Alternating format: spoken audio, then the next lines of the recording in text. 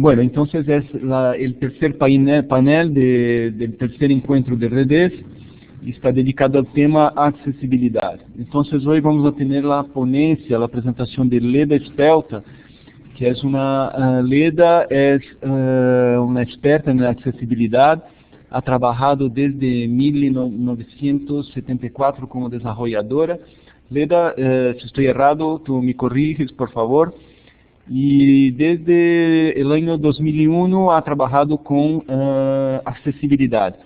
Un detalle que Leda es ciega, entonces tiene una experiencia muy interesante con accesibilidad. Entonces va a ser muy rico para nosotros su presentación. A seguir vamos a tener la presentación de Carolina Sacramento acerca de la implementación de acessibilidade no portal da Casa de Oswaldo Cruz, em la Fiocruz. A seguir, Márcio Cunha vai fazer a apresentação do caso de implementação também no Ministério de Saúde, na Biblioteca Virtual do Ministério de Saúde do Brasil. E eu vou fazer uma apresentação acerca de acessibilidade e responsividade. Al final, vamos a ter uma sessão de discussões, então eu pido a todos, por favor, que reservem suas perguntas para o final. Podem utilizar o chat, vamos estar monitoreando o chat e relacionando as perguntas. Ok, então passo a palavra a Leda para iniciar sua apresentação.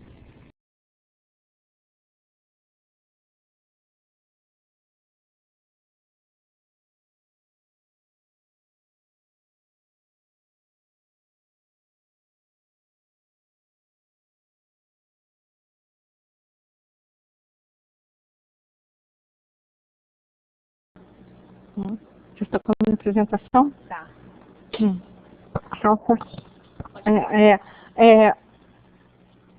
Entonces, vamos empezar. Eu quero antes fazer um esclarecimento que eu trabalhei muito tempo como desenvolvedora de software para mainframe. Eu não tenho uma grande experiência com acessibilidade, com desenvolvimento de páginas web. Minha experiência com acessibilidade de muitos anos é como testadora, como fazendo a avaliação, fazendo palestras, mas eu trabalho junto com desenvolvedores. Portanto, quando se não deixem de fazer perguntas que se eu não sei respondê-las aqui, agora, eu posso respondê-las depois. Então, eu queria começar focando em la necessidade, porque la necessidade de acessibilidade em la web.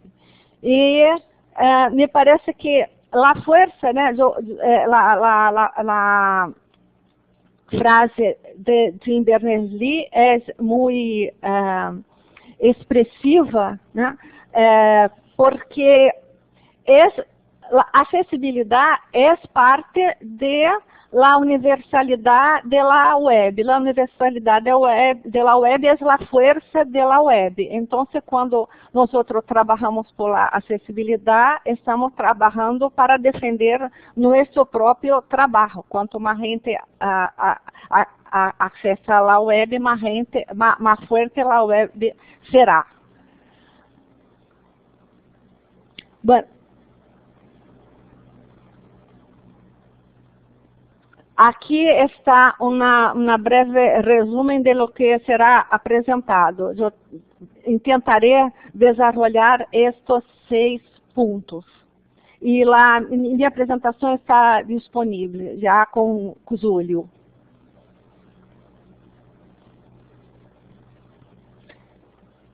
Aqui é o conceito que nós trabalhamos para acessibilidade em la web. É não solamente tiene respecto a las personas con discapacidad, pero a todas las personas que desde cualquier dispositivo, qualquer navegador, qualquer condição, têm que acessar a web.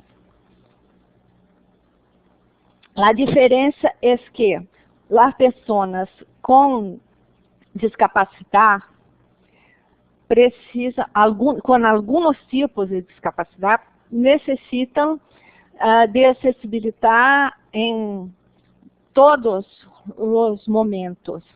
E as pessoas que não têm discapacidade vão precisar de acessibilidade em algum momento de suas vidas.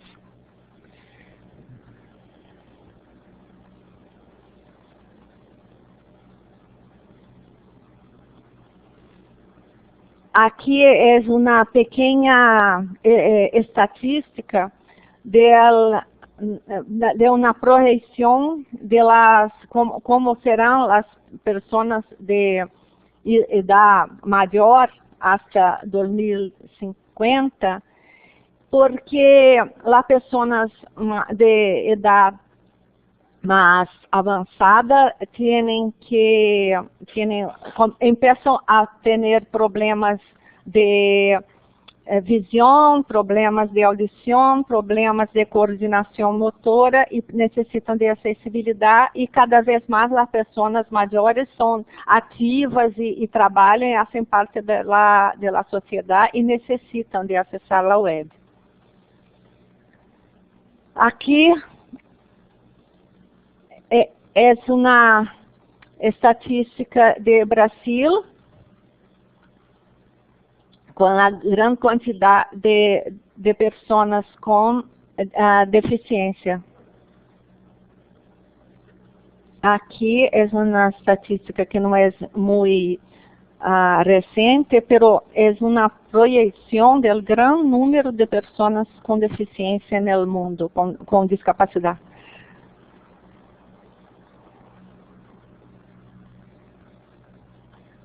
E aqui uma estatística nos Estados Unidos, como é importante o percentual de gente com discapacidade, inclusive com discapacidade motora de los membros superiores. Em Brasil, nós temos um decreto de 2004, que é 5296, que estabelece que as páginas do governo devem ter acessibilidade para os deficientes visuais, que é uma acepção bastante equivocada em la época deste decreto. E isso está já sendo corrigido por a Convenção da ONU para as pessoas com discapacidade, que estabelece que todas as páginas devem ser acessíveis a todas as pessoas com deficiência. E aqui em Brasil, nós já temos casos de empresas que estão já sofrendo processos judiciais por la falta de acessibilidade. O Ministério Público ha já acionado várias empresas. Aqui é o progresso de los países do mundo quanto a aceitação da Convenção de la ONU.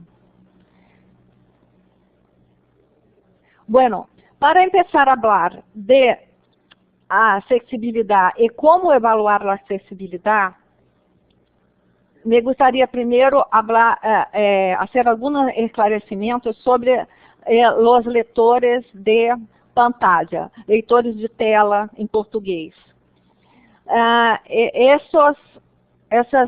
esses softwares são programas que não solamente hablam lo que está en la pantalla, porque esto no es suficiente para que una persona ciega haga su interacción con la web. Los lectores tienen que informar também que tipo de objeto, de que tipo de objeto se trata. Por exemplo, se eu me deparo com uma informação como painel de acessibilidade. Eu não sei se isso é um título, um link, uma caja de seleção. Eu não sei o que é isso. Então, eu tenho que saber que objeto é esse. E é isso que os leitores de pantalla têm que interagir muito fortemente com os sistemas para conseguir poner essa informação disponível para os usuários. E também para hacerles possível interagir com os objetos sem mouse. Então, isso é muito importante quanto ao desenvolvimento de páginas web. E os leitores de pantalla são principalmente utilizados por pessoas cegas, mas não somente por pessoas ciegas, pessoas com algum tipo de deficiência visual parcial ou de deficiência de linguagem, também se beneficiam, e a sordocegueira, as pessoas com sordociegas. Agora, quando uno utiliza um leitor de pantalla, a diferença é muito grande em termos de como vai interagir com a página, porque se eu tenho uma interação por sonido ou por braille, eu tenho uma interação que é linear, que não é imediata. Eu não posso fazer aquilo que vocês fazem quando miram uma página que é compreender imediatamente como é essa página, dar uma mirada, uma olhada em português. Não se pode fazer isso com leitores de pantalla. E é por isso que é tão importante o desenvolvimento com acessibilidade.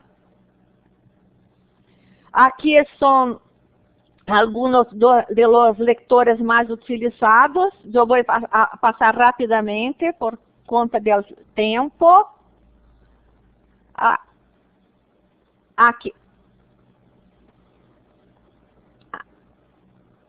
Aqui, esse NVDA é o que eu recomendo a los desarrolladores, porque é um leitor gratuito e é bastante razonável para que se pueda testar as páginas.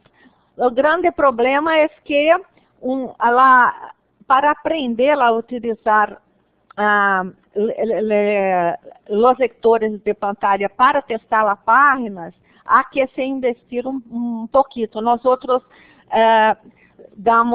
despendemos algumas horas para ensinar nossos alunos de curso de acessibilidade a utilizar os leitores de pantalla para testarem as páginas. Aqui, leitor para Mac, para os celulares. Bueno, como nós entendemos a acessibilidade? É acessibilidade com padrões web e usabilidade.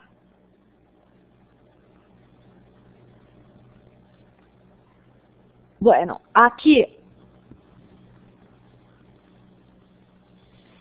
é um resumo de lo que necessitamos saber de padrões web. São as questões de estrutura, as questões de separação de camadas, de HTML y CSS, y la cuestión del uso semántico de los objetos. Aquí son, bueno, como no había tiempo para dar un panorama completo, yo preferí utilizar algunos ejemplos para que se quede claro lo que estoy intentando pasar. Entonces, algunos ejemplos de la importancia de la estructura.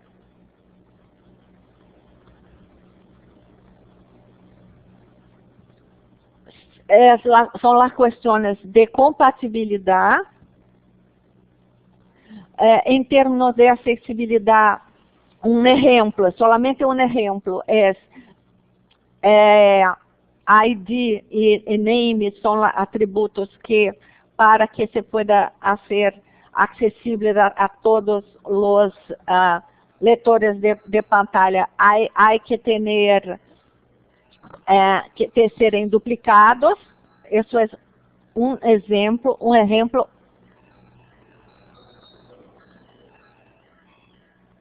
Outra coisa são os atributos de linguagem, atributo lang, que isso faz com que os leitores de pantalla que têm recurso de várias línguas que se cambiem automaticamente de acordo com a língua que está sendo escrito o texto. E se houver tempo, se tivermos tempo, eu vou mostrar como é a importância do atributo da língua para que podamos sentir em la prática.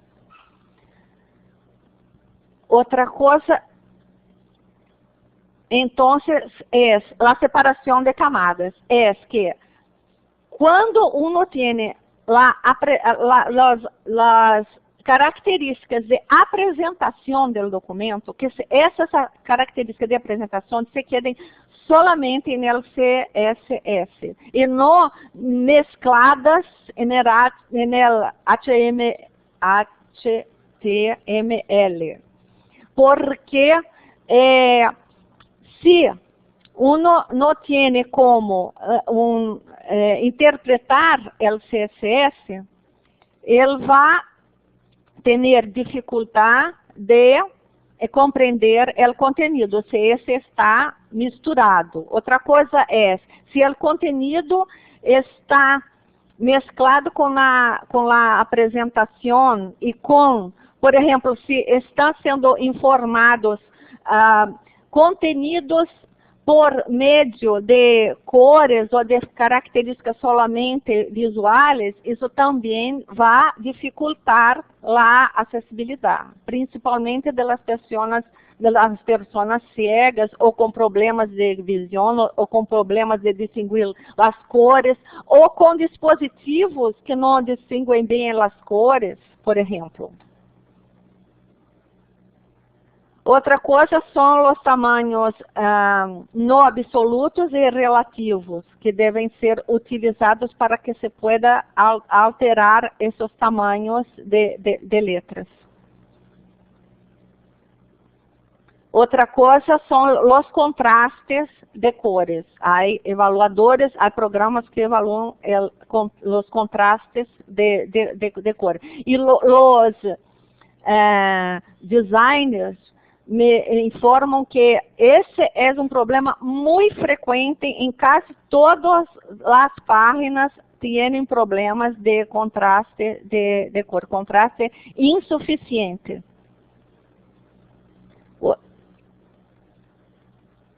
Isso é que eu estava antecipando, é assegurar que a informação não seja transmitida solamente por cor ou por questões visuais, por exemplo, negrito, o bold, o sublinhado, não sei como é em espanhol, underline. E a terceira questão dessa parte de padrões é a semântica. A semântica é usar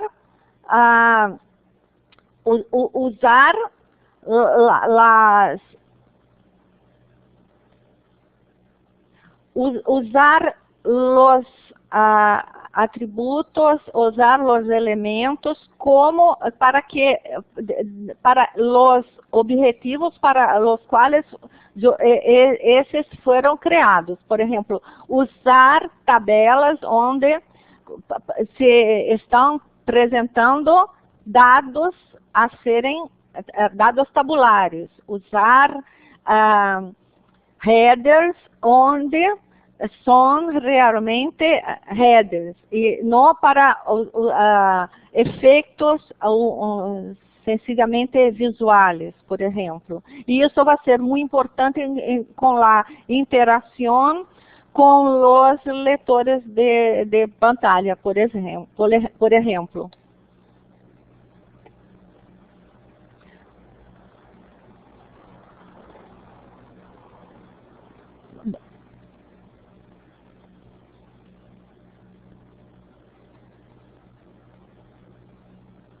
Bueno, aí, isso passado a primeira parte, que seriam os padrões, passamos a acessibilidade propriamente dita, que são as diretrizes de acessibilidade que estão disponíveis no W3C, que já está em la versão 2.0. Em Brasil, nós temos também o EMAG, que são as diretrizes de acessibilidade para o governo eletrônico. Alguns exemplos dessas diretrizes, por exemplo, facilitar a navegação, aquilo que eu dizia acerca da dificuldade de uma pessoa que não está conseguindo ver toda a página, se orientar. Então, uma maneira de fazer essa orientação é utilizar os headers, os cabeçalhos, como se fosse um índice de um livro, por exemplo. Outra maneira é usar a ARIA, que são recomendações do W3C para acessibilidade rica e uma acessibilidade para uma internet rica e acessível.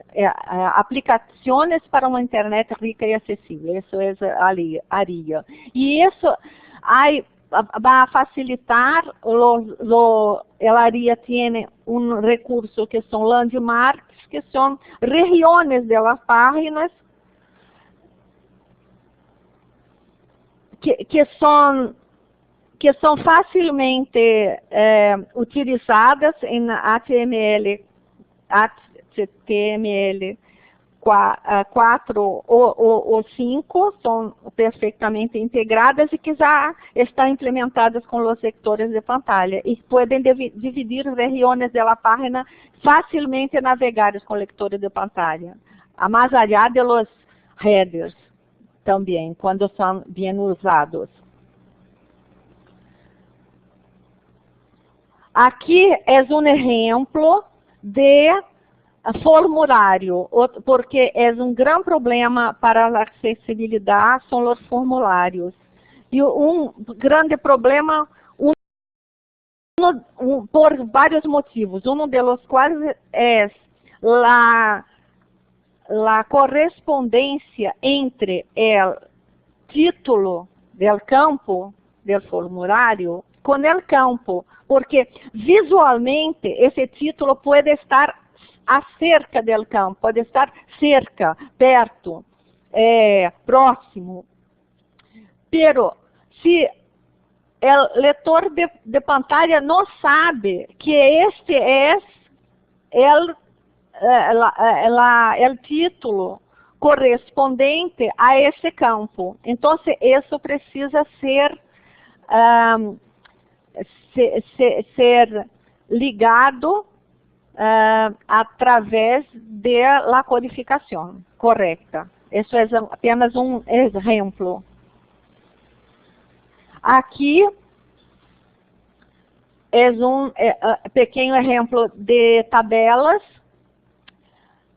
também porque quando as tabelas são propriamente codificadas, os leitores de pantalla possuem recursos para que uma pessoa cega pueda seguir uma linha de uma tabela ou uma coluna de uma tabela, seguir a terceira coluna, ir bajando de linha em linha, solamente lendo a terceira coluna e depois, quando chega em um dado que quer, vai ler toda a linha, por exemplo. E isso é uma coisa que visualmente é muito sencillo, pero que para quem não está vendo, como os leitores de pantalla linearizam a página, não podem apresentar verbalmente a página bidimensional, é difícil se a tabela não está codificada corretamente com os headers como headers, para que as pessoas compreendam como é essa estrutura. E, claro que não usar tabelas para posicionar os dados em la página, usar tabelas para dados solamente. Aqui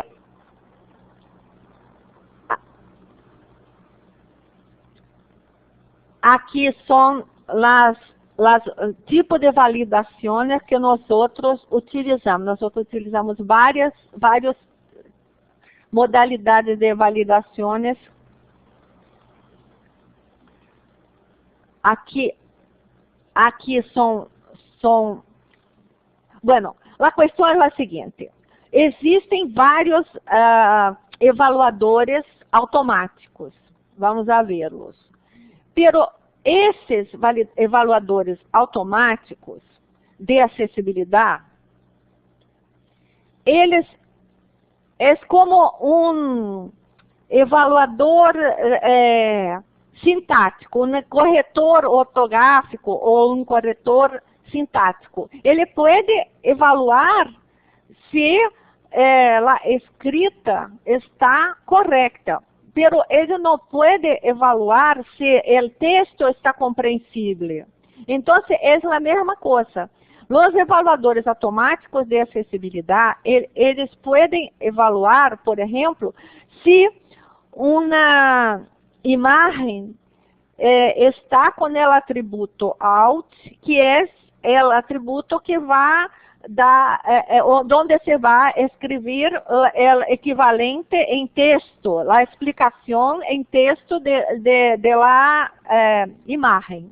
Pero se o desenvolvedor ou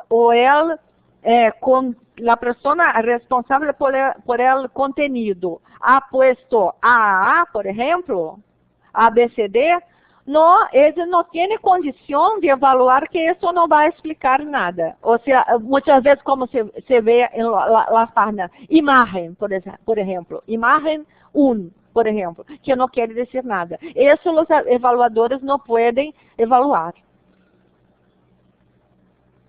Aqui são as ferramentas do Firefox.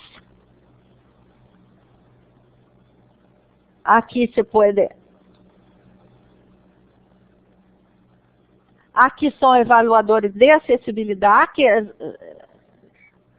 a mesma coisa dos evaluadores de acessibilidade ou de CSS ou de HTML. Eles podem evaluar a sintaxe, não a semântica, não se a semântica ha sido propriamente utilizada. Aqui é outro evaluador. Generalmente, nós usamos 2 evaluadores.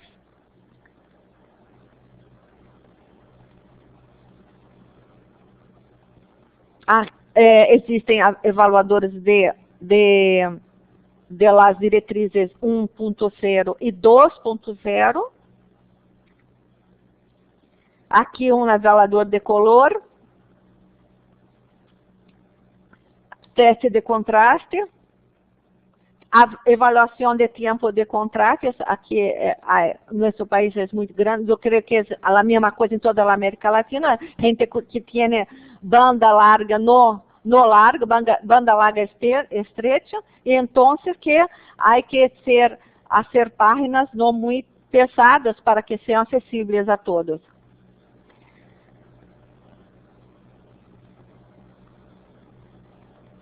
Aqui um visualizador de links, que é do navegador links, para simulador de links.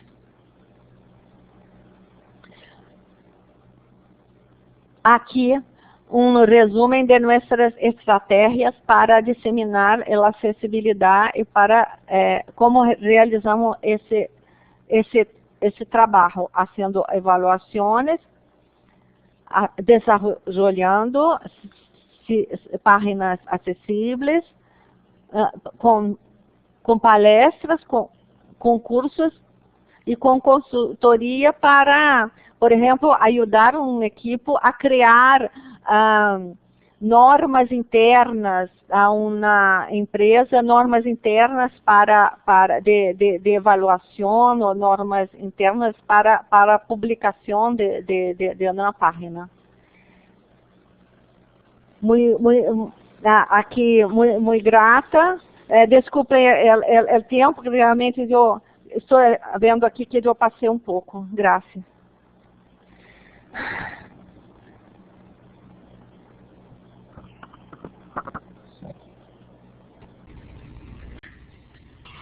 Muchas gracias, Leda. Foi muito boa a apresentação. Temos aí algumas perguntas, pero pediria a las personas que ou las coloquem no chat, vamos a depois abrir a sessão de perguntas, ou que las hagan al final. Então, seguindo, temos agora a apresentação de Carolina Sacramento, acerca do caso de implementação de acessibilidade no portal de la Casa Osvaldo Cruz, de Fiocruz. Carol, adelante, por favor.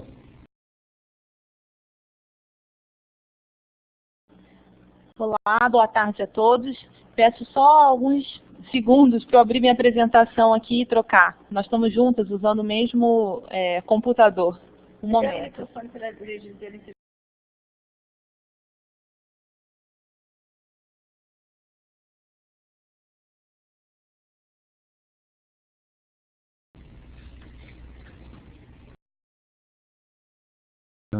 Bueno, mientras aguardamos aí a carga da apresentação, só uma informação: a sessão está sendo gravada, vai estar disponível no sítio de la reunião, e depois a gente que quiera pode acceder ao gravado e ver novamente as ponências.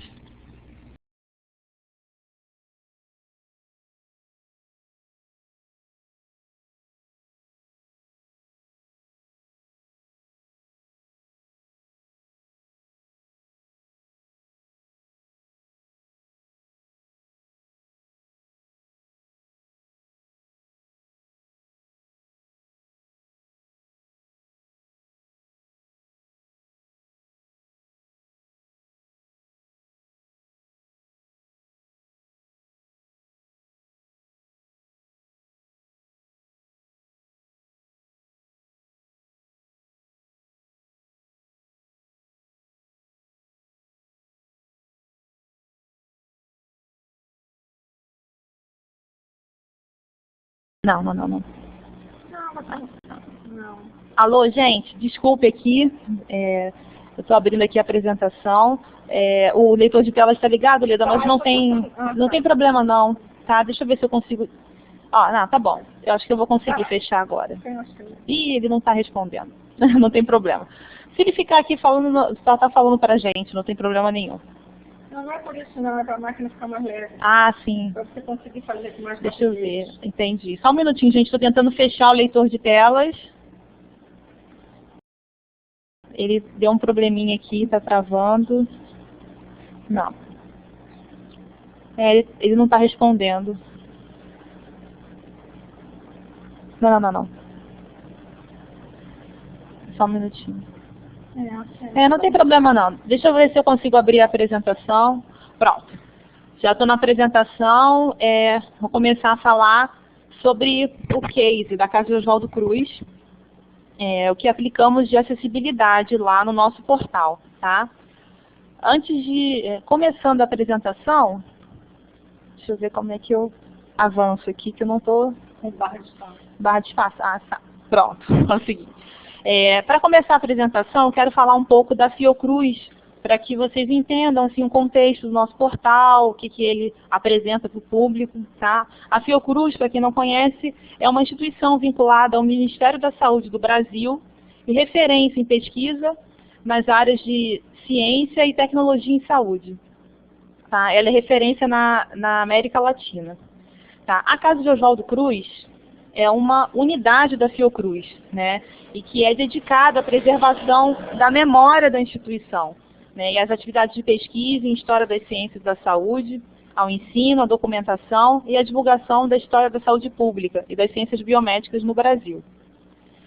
Na rede BVS, né, a COC tem 4 produtos, assim, tem mais produtos, até mais fontes de informação, mas eu vou destacar as nossas BVS, né, 4 principais, seria a BVS História e Patrimônio Cultural da Saúde, BVS História da Poliomielite e as BVS biográficas do Adolfo Lutz e do Carlos Chagas, que são pesquisadores, né, são grandes nomes da ciência do Brasil, então são BVS biográficas mesmo, que contam a trajetória desses pesquisadores, as produções intelectuais deles. Em destaque, a BVS Carlos Chagas, que foi a última que desenvolvemos, ela apresenta alguns recursos de acessibilidade, nós fizemos algumas validações na página principal. Mas esse não é o foco, né? Vamos falar do portal, até pela própria sequência, né, de manutenção que a gente aplicou nele.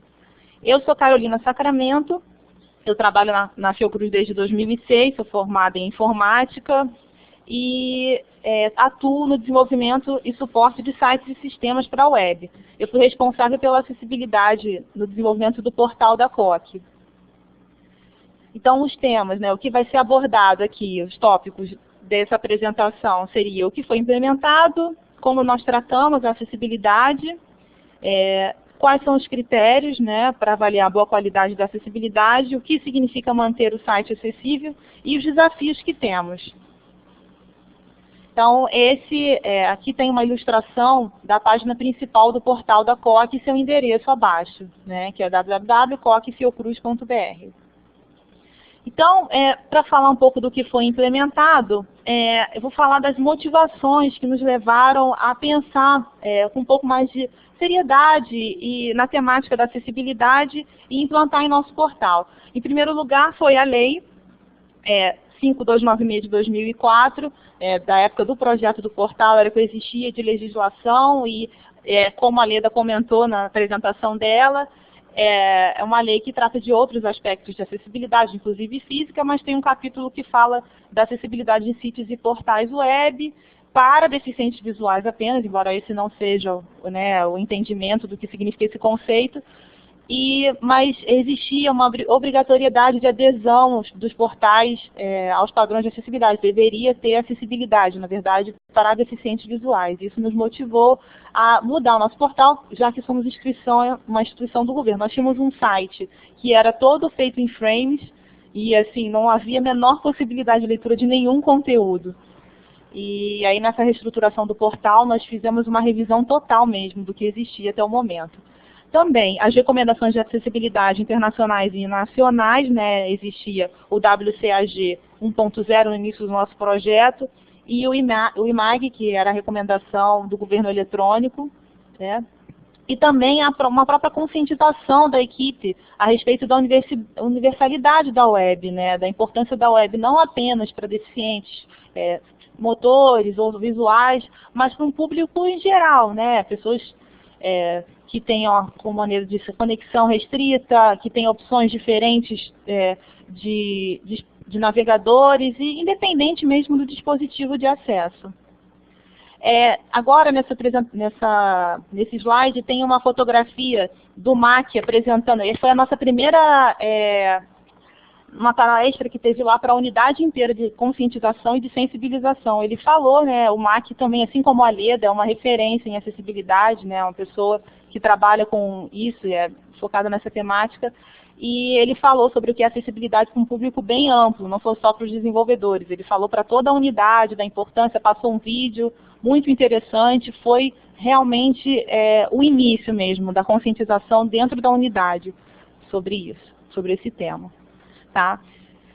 Continuando sobre o que foi implementado, eu vou falar um pouco de como foi dividido o nosso grupo de trabalho. Eram 4 grandes áreas no desenvolvimento do portal. Uma área de arquitetura da informação, a área de desenho de interface, que são os designers, a área de TI e a área de gestão de conteúdos. Na arquitetura tínhamos 3 profissionais dedicados, 1 designer, 5 profissionais de TI e 5 profissionais de conteúdo, que são jornalistas, né, pessoas que realmente que publicam no site.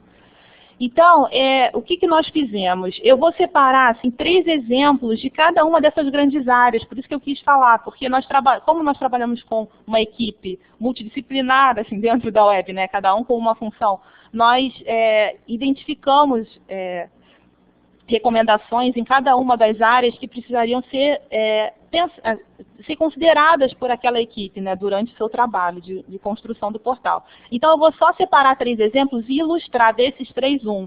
Então, na área de arquitetura de informação, o pessoal procurou fazer o site com uma sequência lógica de navegação em todas as páginas, seguindo, olha, na coluna da esquerda tem esse conceito, a coluna central, notícias dinâmicas, a coluna da direita, destaques, e isso se repetir em todo o portal para que houvesse realmente uma sequência lógica, né? E na construção e na própria navegação também. Eles adotaram recursos de localização, como o breadcrumbs, eu não sei se é assim que é chamado, né, por vocês de língua espanhola, e a navegação facilitada com presença de teclas de atalho e de âncoras. Foram algumas das coisas, né, alguns dos itens que a área de arquitetura de informação trouxe, né? Então, aqui o exemplo que eu estou trazendo é uma página interna do portal, da área de institucional, né, uma página da COC, onde mostra que, né, realmente um print da página que mostra as 3 teclas de atalho que temos assim, implantadas, que é Alt 0, que é para ir direto para a busca, o Alt 1 para voltar para a página inicial e Alt 2, que de qualquer página, né, que essas teclas forem pressionadas, elas têm essa função. E o Alt 2 seria para ir para a página de acessibilidade.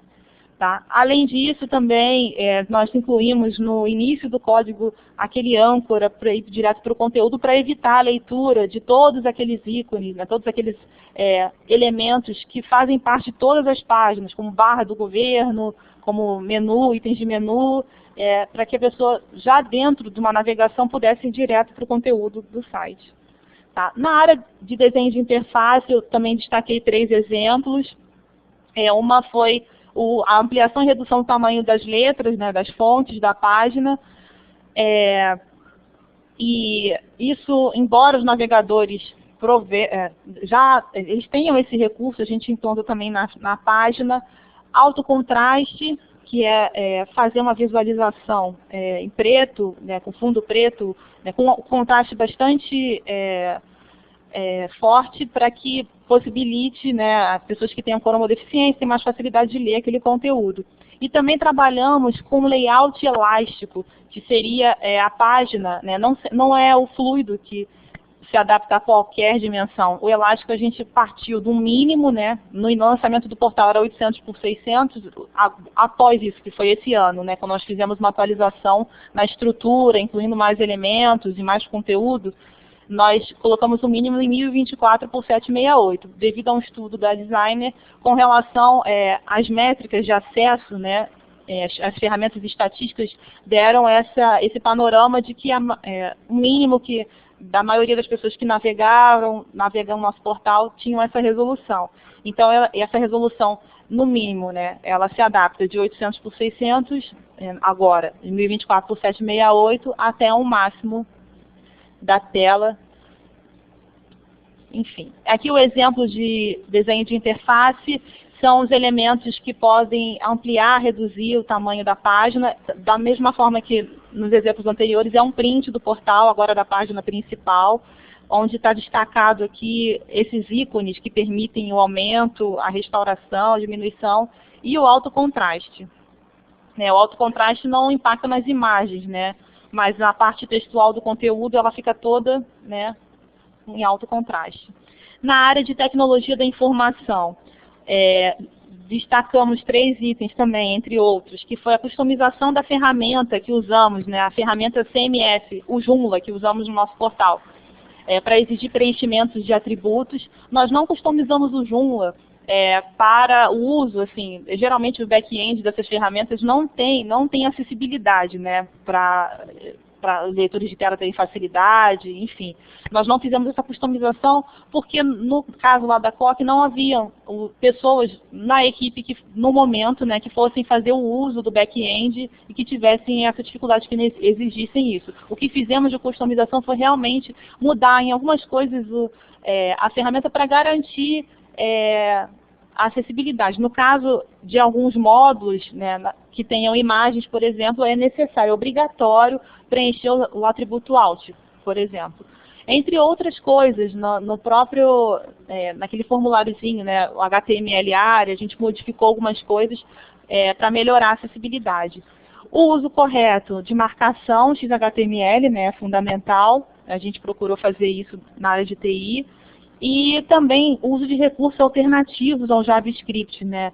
E recursos alternativos com atualização dinâmica, né? Porque não adianta nada ter um recurso alternativo e, de repente, o portal principal está com uma informação bem mais atualizada do que a do recurso alternativo. Então, nos casos em que haviam alternativas ao JavaScript, a gente proveu dinamicamente a atualização desses conteúdos. E quando enviado, né, ou seja, como de fato teria que usar JavaScript, a gente procurou implementar opções de acesso independente do dispositivo, né, com eventos, por exemplo, JavaScript on mouse over ou on click, mas também tendo on keypress, que seria via teclado, né, no caso de realmente não ter como não usar o JavaScript. E aqui é um exemplo, né, é a tela que mostra o back-end do Joomla, com um módulo aberto, onde a alt da imagem é necessário preenchimento, caso contrário, é exibida uma mensagem de alerta, né, dizendo que é necessário preencher o alt. Na gestão de conteúdos, né, que é a 4ª grande área que atuou no GT do portal, seria fornecer mesmo alternativas ao conteúdo visual, audiovisual, especificação por extenso das abreviaturas e siglas, como da primeira ocorrência. Eu estou dando só alguns exemplos, tá? E estar atento também ao tamanho dos arquivos e imagens publicados, para facilitar e não inviabilizar a conexão de quem não pode, né, acessar com banda larga. Aí um exemplo também da área de gestão de conteúdos, mais uma vez o print da página principal. Leda, eu juro que eu tentei botar alt em todas essas imagens, porque eu sei que dá para fazer no PowerPoint, mas não deu, não tive tempo útil para você poder ver tudo bonitinho. Mas, enfim. E aí, o texto alternativo nessa imagem principal, que é esse banner que está sendo exibido, a página principal do portal, tem um banner grandão que tem uma imagem onde tem texto na imagem. Então, o pessoal de conteúdo sempre coloca, o texto alternativo que foi usado, montagem sobre arquivos, porque atrás tem arquivos empilhados, né? Aí o texto é curso de atualização e gestão de documentos em instituições de saúde. Isso está no texto alternativo dessa imagem, né? É só um exemplo. E como nós tratamos, eu vou agora descrever item a item do que fizemos mesmo durante, né? Eu dei alguns exemplos e agora vou dizer o que foi feito assim pela equipe mesmo durante o desenvolvimento do portal. A primeira coisa foi a capacitação da equipe em padrões web e acessibilidade. Nós, da equipe de TI, tivemos cursos de Web Standards, né? Fizemos um curso de HTML, XHTML, CSS e acessibilidade também. Tivemos uma oficina de acessibilidade para a equipe web, né, todo mundo que está envolvido no projeto. Né, nessa oficina, tivemos a Leda que deu essa oficina para a gente, nós tivemos a Leda e o Horácio, eles falaram sobre a importância da acessibilidade e a acessibilidade também, a parte mais técnica dos recursos que são ou não acessíveis, né, toda a equipe web estava presente. E tivemos também um curso de leitores de tela para a equipe web, que foi muito bacana. Onde a gente conheceu os principais leitores de tela, fizemos o uso do leitor de tela com o monitor desligado, né, para a gente ver realmente a dificuldade que né, eu acho que tivemos até mais dificuldade por não estarmos acostumados, mas foi muito interessante para a gente ter noção, né, da importância de estar tudo bem construído. E aí tem uma fotografia do curso, né, da oficina de acessibilidade. A Leda está até nessa foto, Leda. É a foto com toda a equipe que participou. Essa oficina foi aberta a outros profissionais da Fiocruz. A segunda coisa foi estudo e a separação das recomendações de acessibilidade pelas áreas. Então nós separamos recomendações acerca de navegação, entregamos aos arquitetos de informação, recomendações acerca da interface e programação visual, né, que eles deveriam pensar nisso na construção, para os designers. Separamos também as recomendações acerca de conteúdo para os jornalistas e também as de TI, né, as que são da competência da TI, e entregamos aos profissionais da TI, para facilitar mesmo o entendimento do que eles precisariam fazer. Depois disso, fizemos uma avaliação da ferramenta CMS para ver o que a gente precisaria ajustar nela, né, em termos para facilitar o preenchimento, para obrigar, né, obrigar quem está preenchendo o conteúdo que cumpra algumas recomendações, né. E essa avaliação, na verdade, resultou nos requisitos de acessibilidade que a empresa que contratamos na implantação precisaria ajustar na ferramenta. Agora eu já estou em outro item que é sobre a montagem. A gente montou um template de exemplo também para apoiar o processo de construção pela empresa, porque a gente percebeu em outras experiências que se a gente não falasse eles não tinham como a gente exigir que eles tivessem um conhecimento, né, na licitação. De acessibilidade a gente achou mais fácil também, até para orientar. Opa, estão chamando. Ih, meu tempo acabou? É bem rápido, então. Eu vou tentar ser... Ah, meu Deus.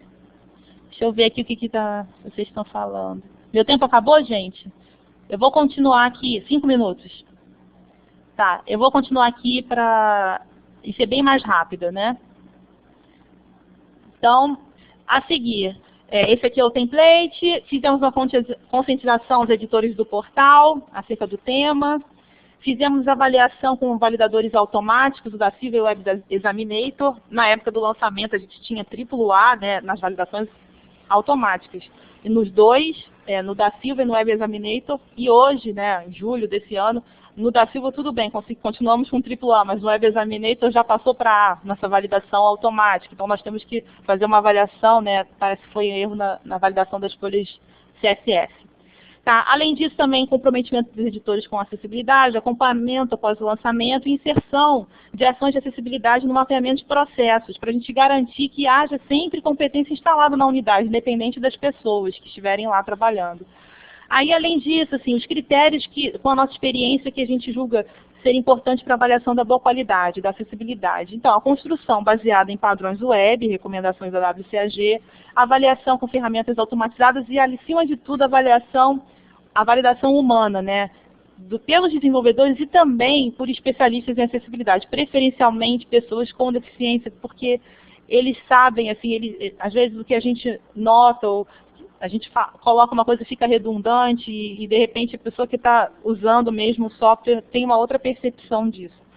Tá? O que significa manter o site acessível? Né? Seria estar atento às atualizações realizadas pela W3C, nas recomendações da WCAG, garantir também atualizações de conteúdo com acessibilidade, garantir também acessibilidade nas atualizações ou inserção de novas estruturas no site, né? Manter a direção engajada e consciente dos benefícios da acessibilidade também é importante, porque é ela que permite que a gente continue, né, aplicando investimentos mesmo na própria capacitação da equipe. Manter a equipe web capacitada e motivada, ter uma periodicidade de avaliação do site, né, tanto automática, mas principalmente humana, E profissionais da equipe devem ter condições de avaliar a partir de checklists, que são checklists, muitas vezes você encontra o WCAG, das recomendações. E os desafios que encontramos, desculpa, eu estou indo muito rápido, mas o meu tempo já acabou, seria a validação por pessoas com deficiência. A gente não fez isso no nosso portal, eu acho que isso é muito importante, esse teste de usuários mesmo, e especialista também em acessibilidade seria importante, externos, A validação nas WCAG 2.0, nosso portal ainda está na 1.0. Versão para dispositivos móveis, nosso portal não tem, seria um desafio que temos que superar. Versão em outros idiomas. Acessibilidade nos conteúdos audiovisuais. Implementação de acessibilidade em outros produtos da unidade. Nós temos um total de 80 produtos. E, da minha concepção, também ter alguém dedicado a essa temática, porque é importante, assim, pelo menos alguém que... Eu queria até que a Leda respondesse isso, ela concorda, mas eu acho importante ter alguém na unidade que sempre fique incentivando as outras pessoas do grupo a pensar nisso, ser realmente aquela pessoa de referência nisso e que possa incentivar e orientar os outros profissionais e atuar também mais nessas validações periódicas. Tá? Gente, eu agradeço a vocês, peço desculpas por ter tomado tempo. Muito obrigada. Deixa eu ver aqui. Gracias, Carolina. Muy buena presentación. Me gustaría ahora pasar a Márcio Cunha, que vai apresentar o caso de implementação em la BVS do Ministério de Saúde. Eu pediria a Márcio, por favor, falar um pouco mais despacio, visto que a ponência também vai ser em português e a maioria da audiência está de habla hispânica. Adelante, Márcio. Graças, Júlio. Parabéns para a Leda e Carol, que nos ajudaram a entender um pouco mais sobre acessibilidade. Peço que, se vocês puderem, me deem um feedback se vocês estão entendendo. Se precisarem de algo que eu volte e repita alguma coisa, por favor, se manifestem. Eu não estou conseguindo ver a minha apresentação aqui, Júlio. Eu preciso desabilitar a tela da Carol, como faço? Ou compartilho a minha.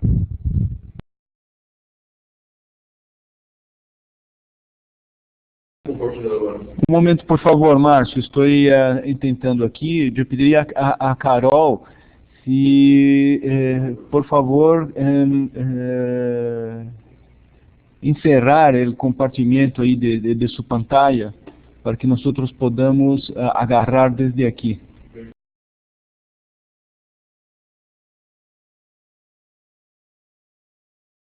Márcio, adelante. Puedes passar para tu apresentação.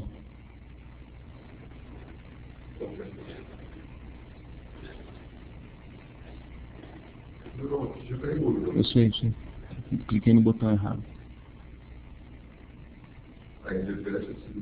Onde?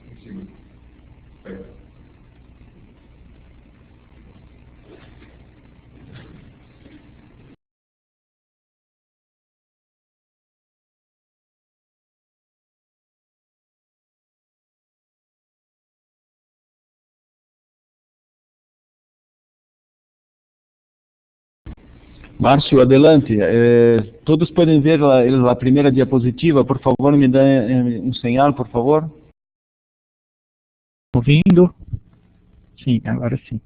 Então, meu nome é Márcio Cunha, eu sou analista de sistemas aqui da Biblioteca do Ministério da Saúde, trabalho desde 2004 com a BVS.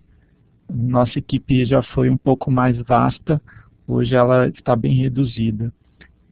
Ao contrário do que a Carol apresentou anteriormente, a nossa BVS tem um foco mais de uma página governamental, enfim, ela tem a missão de divulgar para os usuários, os cidadãos, pesquisadores e estudantes da área de saúde a informação, principalmente a informação que é produzida institucionalmente, que é feita pelo próprio Ministério da Saúde e também de outras instituições de saúde, mas o foco principal do nosso acervo é a produção institucional do Ministério. Anteriormente era utilizado aqui para a montagem e disponibilização da BVS, o padrão que a BIREM utiliza das BVS era o sistema BVS Site. Desde 2007, se não me engano, começamos a participar de alguns eventos e foi detectada a necessidade de atualização da página da BVS para que ela ficasse de acordo com as necessidades dos deficientes, principalmente deficientes visuais. Como a Leda falou, as deficiências podem ser tanto as visuais, mas também já sabemos que os surdos têm dificuldade um pouco de entendimento da língua escrita, como nós videntes entendemos. O foco do nosso trabalho aqui nesse primeiro momento é a acessibilidade da página para deficientes visuais. Então, o que foi implementado?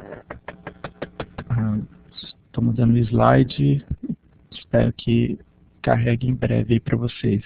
Como eu não estou compartilhando a tela, eu acho que pode demorar um pouco. Sim, agora sim.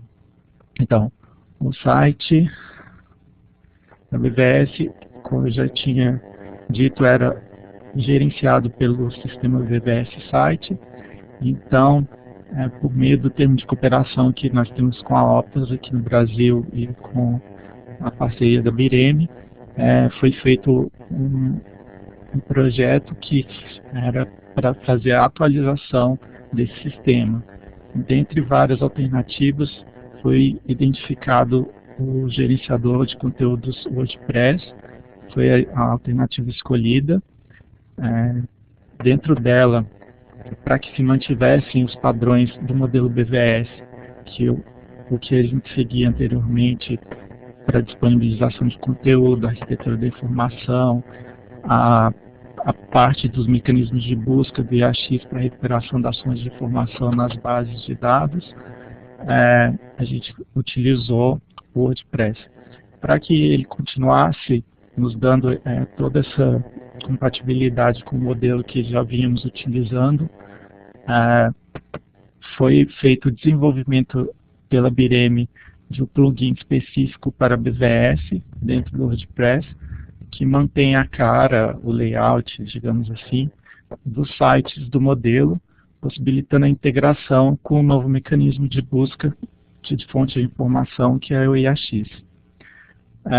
Paralelo a isso, a equipe aqui da BVS MS foi refazendo a concepção do layout, onde se procurou reduzir a quantidade de informação que na página anterior era muito grande, era muito poluída, então a gente preferiu, deu prioridade para a redução da quantidade de informação e readecou os conteúdos, fez uma alocação em blocos de serviços, de fontes de informação, de notícias, destaques, de forma que a navegação ficasse mais clara para o usuário.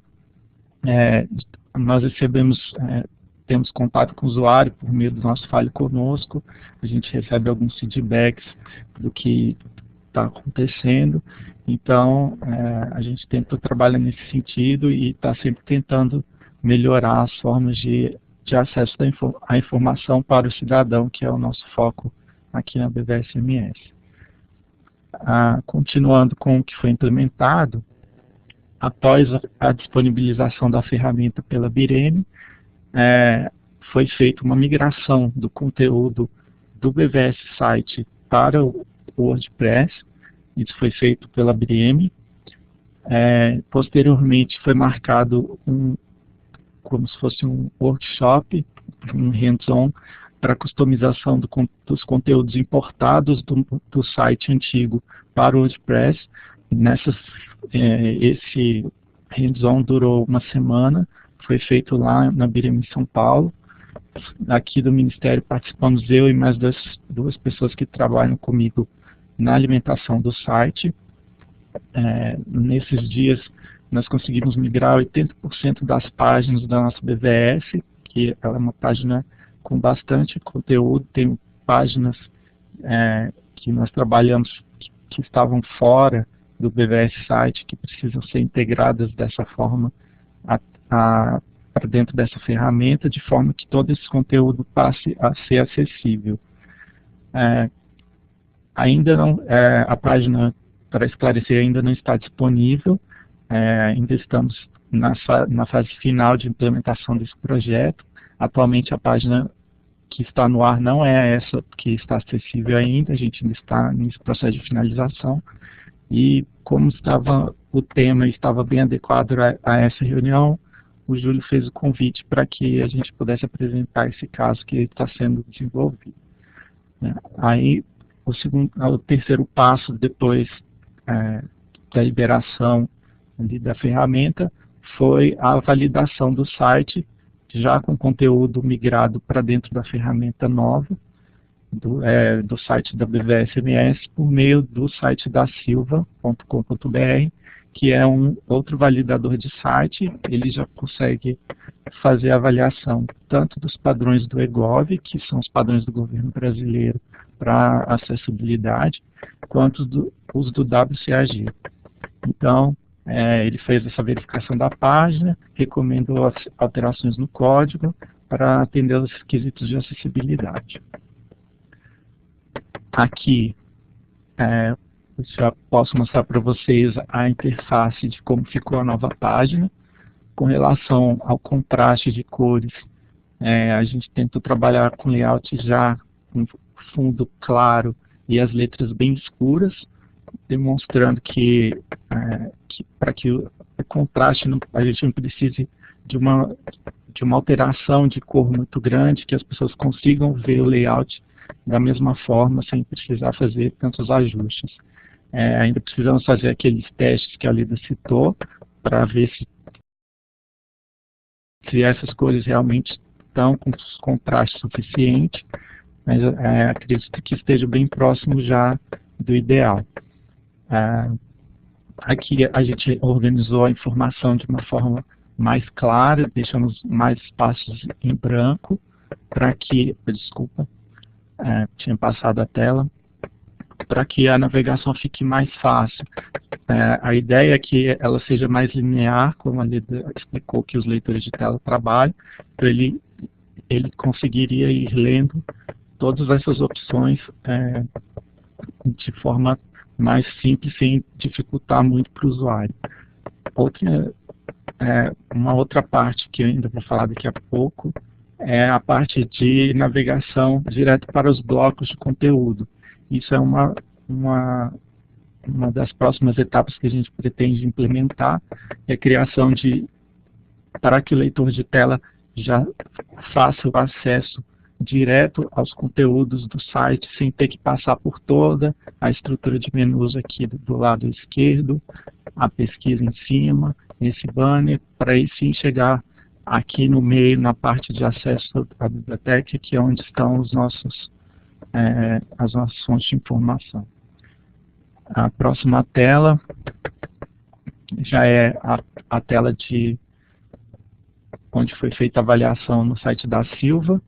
Aqui na parte de cima, a gente pode ver que tem o WCAG1 e o EGOV, que são os dois padrões que o site avalia. Aqui na tela de erros a gente teve 0 erro em todas as prioridades, com alguns avisos. Alguns deles a gente precisa adequar ainda. Então essa primeira tela foi no padrão EGOV e a segunda do padrão WCAG. Os conteúdos, os avisos, vocês podem ver que de uma tela para outra variam, então, mas os erros a gente conseguiu zerar até o momento. Só espero mais um minutinho para carregar a próxima tela. O que ainda deve ser feito seria a criação de aumento de letra, porque a nossa letra realmente, quando você faz os ajustes pelo próprio browser, desconfigura um pouco o layout, então a gente precisa fazer essa barra de navegação que tenha tanto o aumento das fontes, o tamanho de fonte, quanto a parte de navegação direto para os grandes blocos do site, usando o comando headers.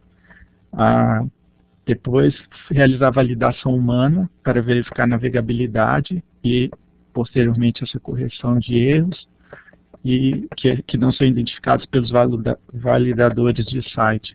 Como disse a Leda, precisa que alguém navegue realmente na página com o leitor de tela para tentar sanar essas dificuldades. Essa é uma das próximas etapas que a gente pretende realizar.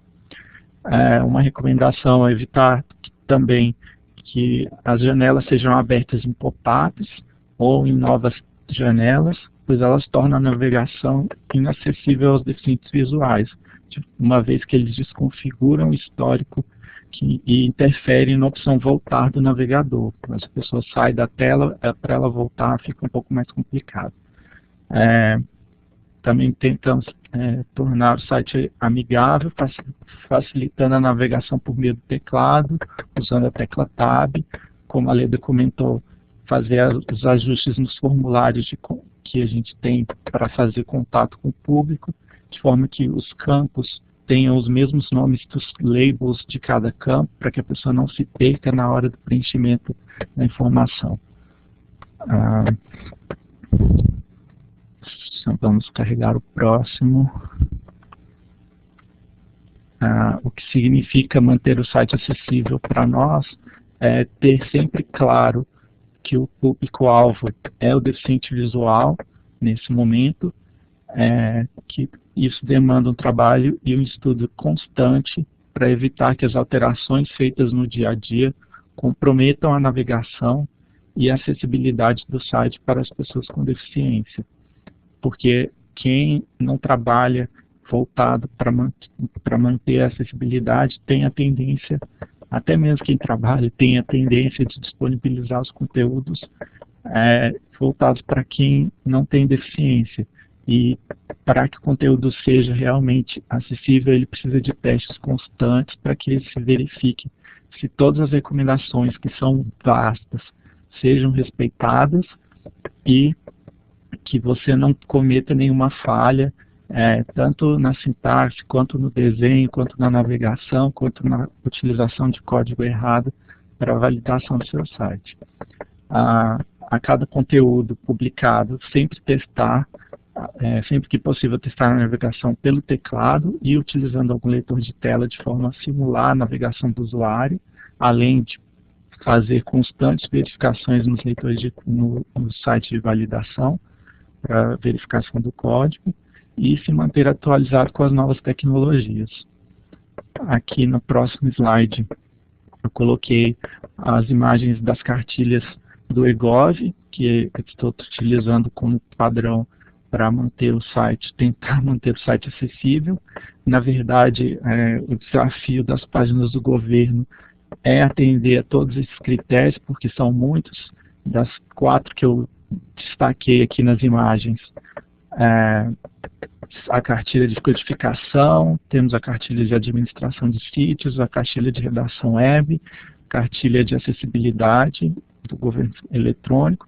Todas elas trazem vastas recomendações para que o site do governo do Brasil seja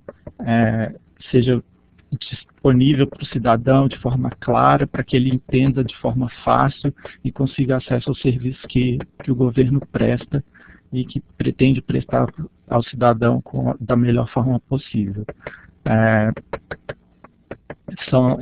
Todas as cartilhas estão disponíveis no site do governo eletrônico. Enfim, obrigado a todos. Espero que tenha ajudado a contribuir com a acessibilidade para que todos que estão assistindo pensem de forma acessível para que todos nós consigamos acessar as informações de saúde de forma clara e independente da nossa condição física. Obrigado.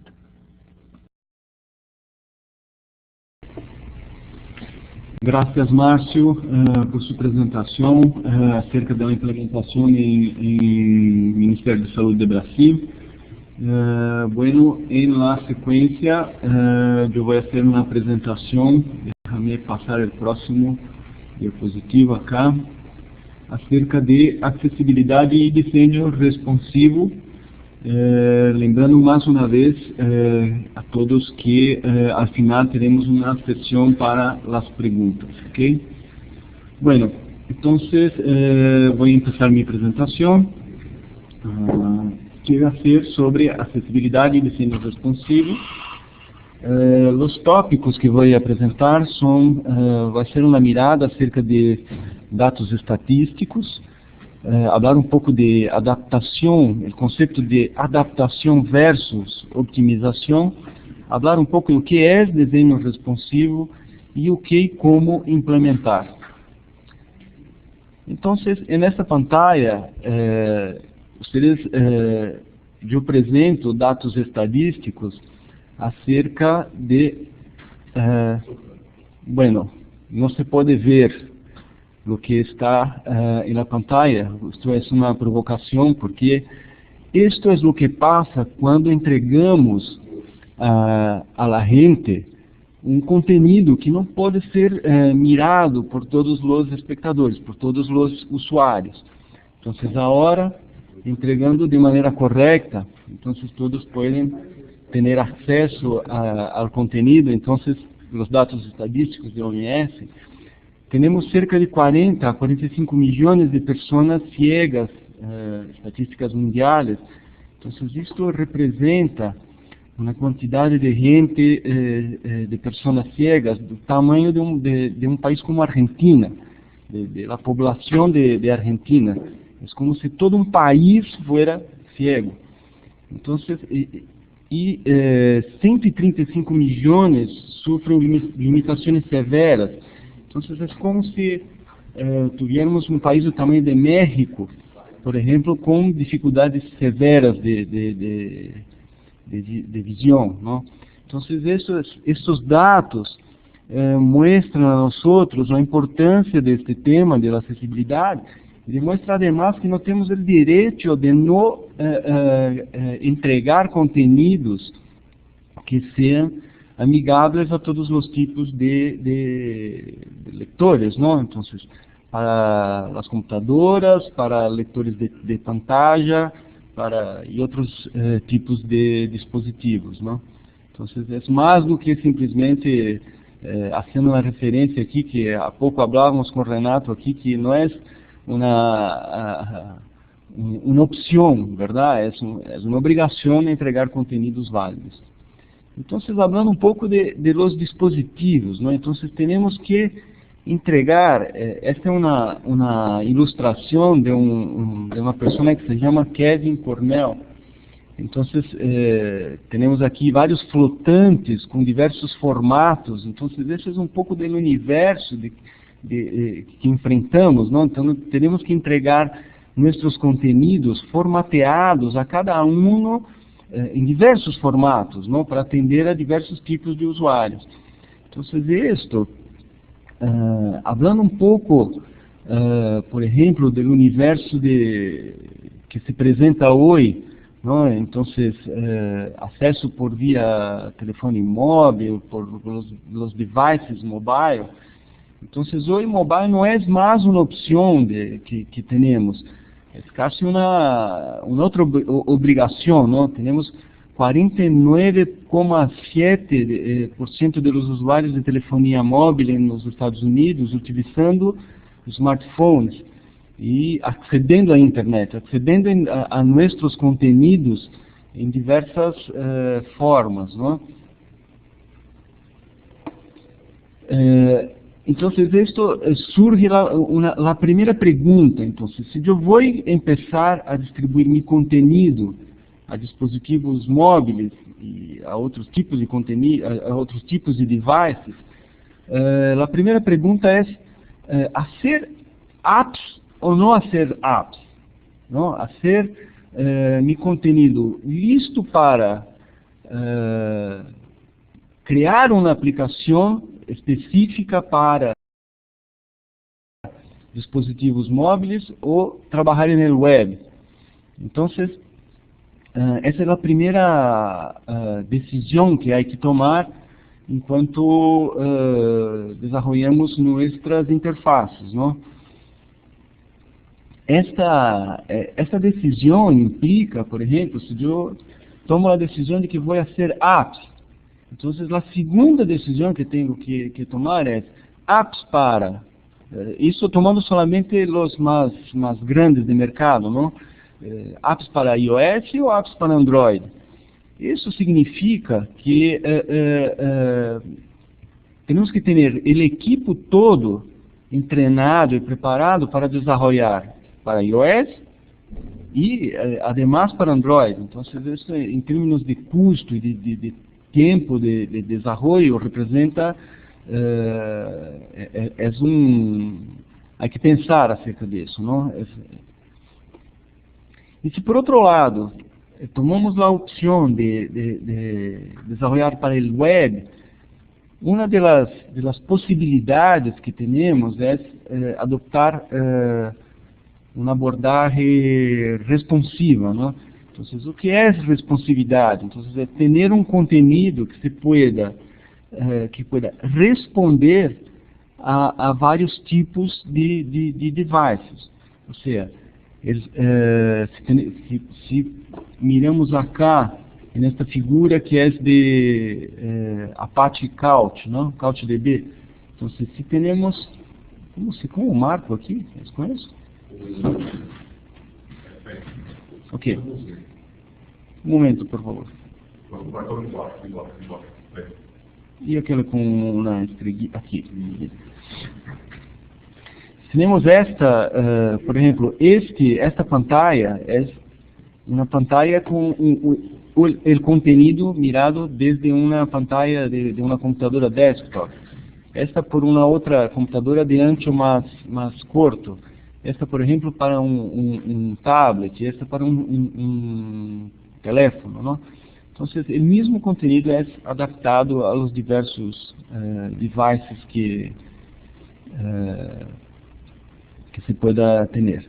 Então, o que é desenho responsivo? Então, desde a mirada técnica, não?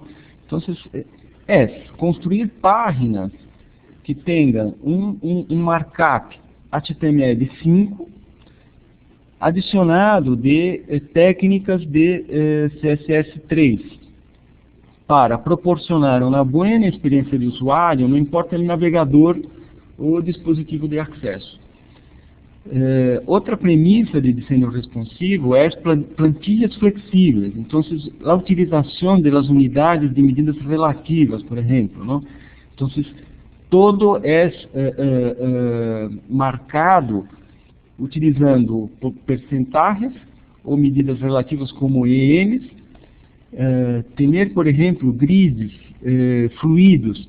Então, mais adiante vamos ver o que é um grid flexível, mas, por exemplo, é ter também as colunas maqueteadas com percentagens e trabalhar com imagens fluidas também.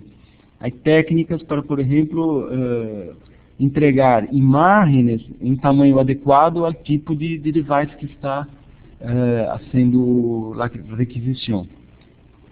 Um outro tema é acerca das media queries. Então, desde CSS2, que se pode formatear o conteúdo apropriado para cada tipo de mídia. Por exemplo, desde CSS2, tu puedes entregar uma página específica quando você vai imprimi-la, uma página específica para telefones móveis ou então para o web.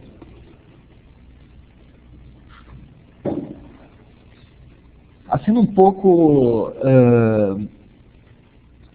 o histórico do término de responsividade, então o término empieza a partir desse conceito que se chama Progressive Enhancement, que é um término criado por Steve Champion en una serie de artículos para el blog de tecnología que se llama WebMonkey. Entonces esto, por ejemplo, desde ahí que se empieza, por ejemplo, a tener la recomendación de tener hojas de estilo y scripts, JavaScript, por ejemplo, apartados del contenido principal, de la página HTML. Essa é uma das recomendações desse abordagem, não? A seguir, por exemplo, há um artigo de la pessoa que praticamente ha cunhado este término responsive web design, que é Zita Marcotti, em uma revista que se chama Lista Apart. E por último, esse é um livro muito recente, que se chama Adaptive Web Design, desse autor, Aaron Gustafsson, e ele tem acá, que é muito importante essa visão desse autor, que ele recomenda que nós não temos que desenhar para devices, temos que desenhar para pessoas. Então, as pessoas estão em condições de aceder a um conteúdo em determinada forma. Então, não é que pensar a los browsers ou dispositivos, pero a las personas e las condições que essas pessoas têm para acceder.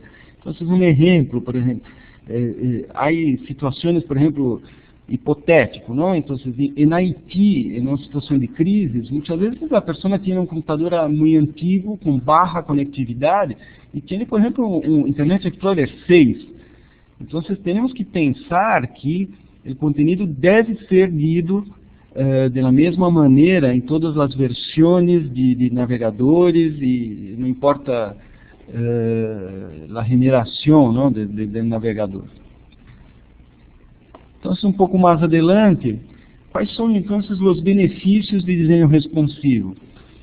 Bueno, um benefício que é óbvio, né, em la acessibilidade.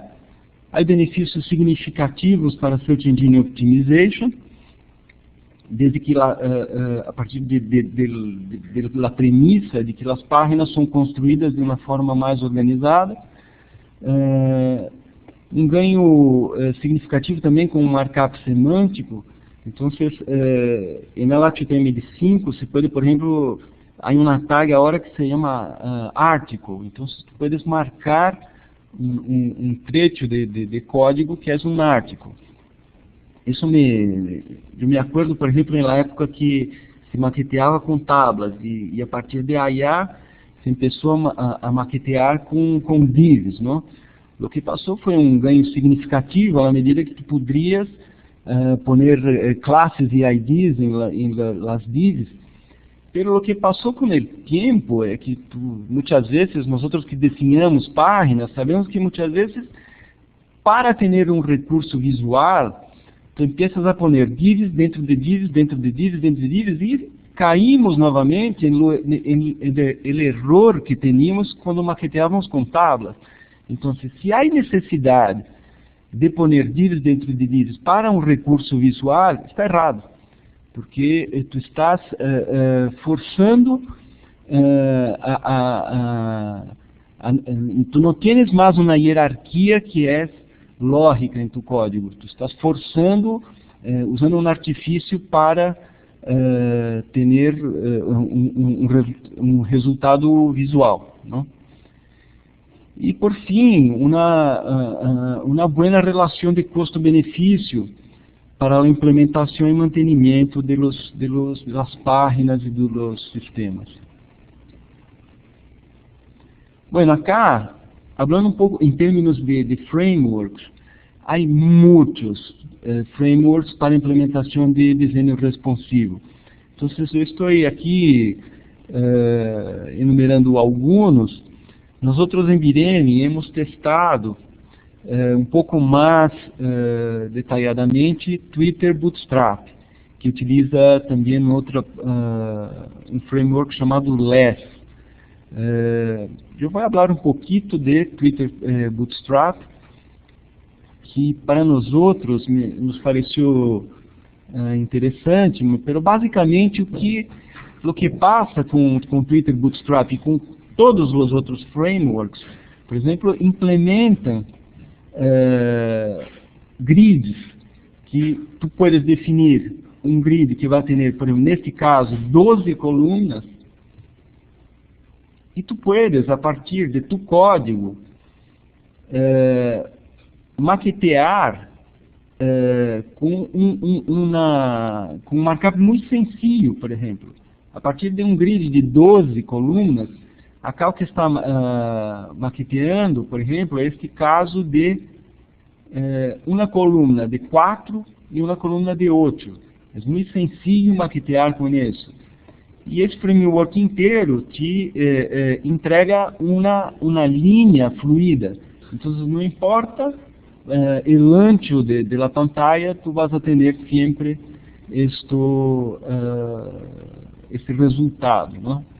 Entonces, en términos también de los devices, tú puedes utilizar las media queries para enderezar estilos específicos para los diversos anchos de pantalla, ¿no? Y los diversos devices. Bueno, esse é um overview muito sencillo, muito rápido acerca entonces de la responsividade. E bueno, a partir deste painel, entonces seria interessante que saliéramos com uma recomendação de utilização de um desses frameworks ou criação, incluso, de um framework para a Biblioteca Virtual em Saúde. Bueno, muchas gracias a todos. Entonces vamos a abrir ahora para la discusión. La sesión entonces está abierta para quien quiera hacer preguntas. Hay en el chat dos cuestiones de Carlos Erazo de Ecuador, que el 50% tiene smartphone. Es muy alto, sabemos cuánto en América Latina. Yo infortunadamente no accedi a uma estadística em América Latina, pero hay que investigar. Infortunadamente, não tenho dados acerca disso. Outra pergunta de Carlos Erazo acho que geração de apps para o smartphone será uma boa opção. Sim, essa é uma pergunta que há que fazer quando se empieza, por exemplo, a planear aplicações para mobiles, não? A ser apps ou a ser web. Aí também uma terceira via, que é fazer um app que chama web. Pero isso, eu creio que a decisão não é tão sencilla, não é somente optar apps ou web. Há muitos fatores que impactam na decisão acerca disso.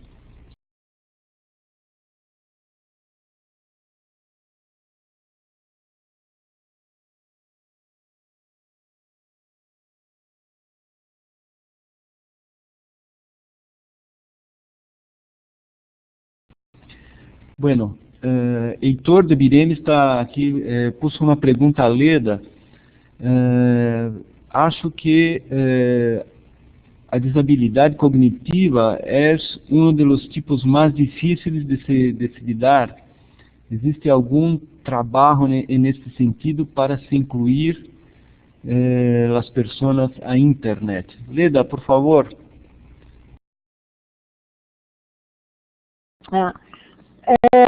Eu queria um retorno, se me oem bem, porque eu cambiei um pouco aqui a ligação de microfone para que eu e Carol possamos falar ao mesmo tempo. Pero se me oem, bueno, eu não conosco nenhum estudo específico sobre isso. O que hacemos é tentar usar técnicas de web writing para escrever de la maneira mais clara e mais correta e mais direta possível, né? Não só para as pessoas com problemas cognitivos, pero também para as pessoas com deficiência auditiva e para as pessoas com a dificuldade de pouco alfabetizados, analfabetos funcionais. Então, nós creemos que essa claridade de la linguagem é o que usamos. Não conosco nenhum estudo específico. Uma coisa que já tive conhecimento era da utilização de leitores de pantalla por essas pessoas para ajudar com os estímulos visual e auditivo a la compreensão do texto. Gracias.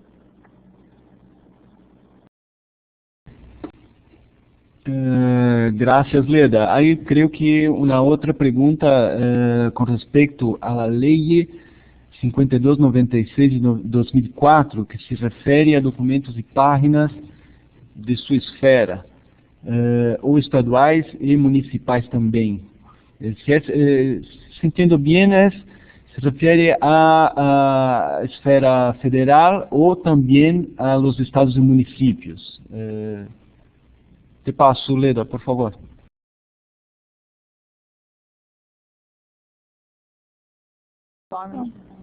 Pegou? Tá falando já.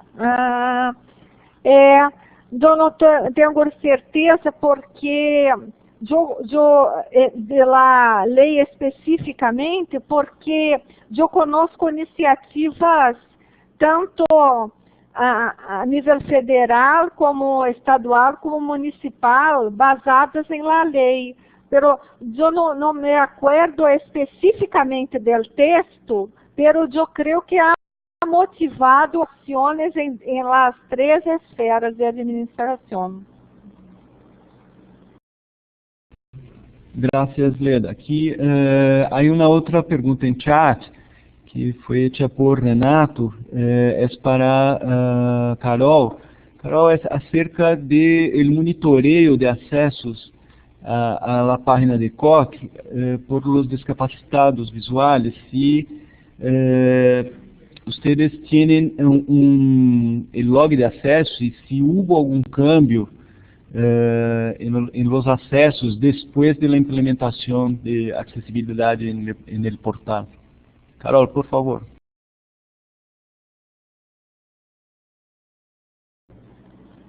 Com relação à nossa ferramenta, nós usamos o Google Analytics mesmo, para monitorar o acesso ao portal.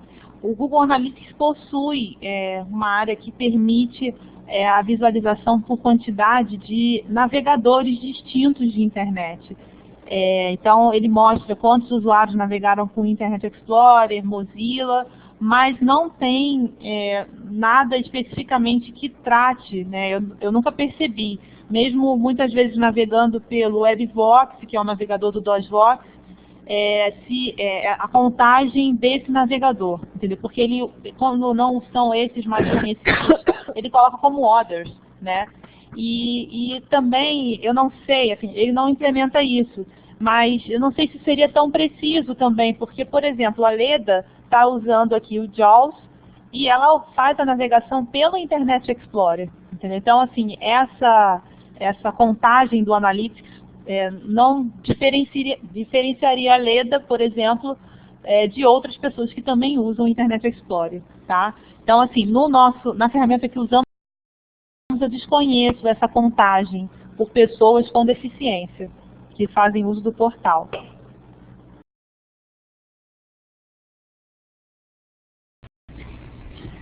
Gracias, Carol. Bueno, seguimos abertos aí para perguntas. Se mais alguém quer fazer perguntas ou a palavra também, tomar a palavra, tomar o micrófono, adelante, por favor. Márcio, sobre a lei 5296, parágrafo 5, diz. Márcio, por favor, toma a palavra.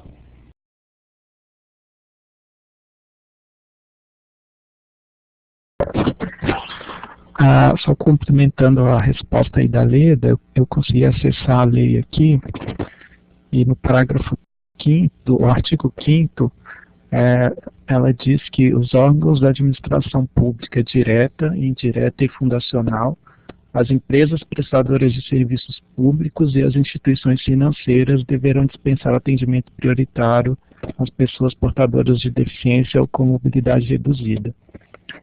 Pela lei, então, eu acredito que seja para todos, mesmo que ela não seja aplicada rigorosamente às 3 esferas citadas no texto. Para as 3 esferas, ela serve de balizador para as outras esferas do governo trabalharem nesse sentido.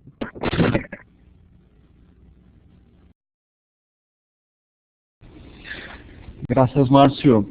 Obviamente, este é um caso específico do Brasil, e, por exemplo, em termos de América Latina e em termos de iniciativas regionais, há que verificar a legislação acerca disso. Não sei se há uma recomendação regional, pero há que investigar. Alguém quer compartilhar de seu país se há uma iniciativa, alguma lei sobre acessibilidade?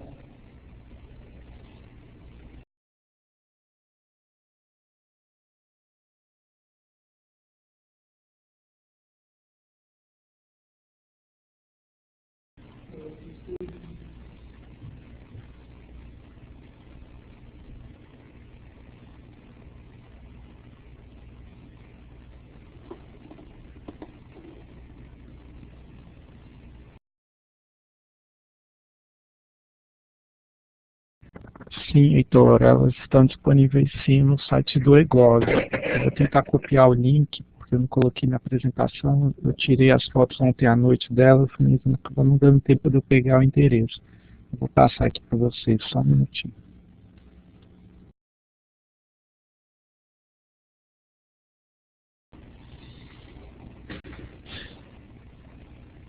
Bueno, creio que com isso encerramos aqui nosso painel. Se alguém mais queira fazer comentários ou fazer perguntas que se dirija ao sítio da reunião, então, a partir de agora, o próximo passo é fazer uma síntese de las apresentações. Eu gostaria de agradecer muitíssimo a las apresentações de Leda, de Carol e de Márcio, que foram muito enriquecedoras e importantes para nós outros.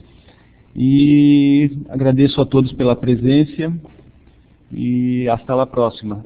Solamente fazendo 2 recordatórios. Então, a próxima sessão vai ser o próximo jueves. A próxima sessão que temos que é? O próximo CMS Content Management System, a próxima sessão, o próximo jueves. E o outro recordatório é que já estão abertas as inscrições ao CRIX.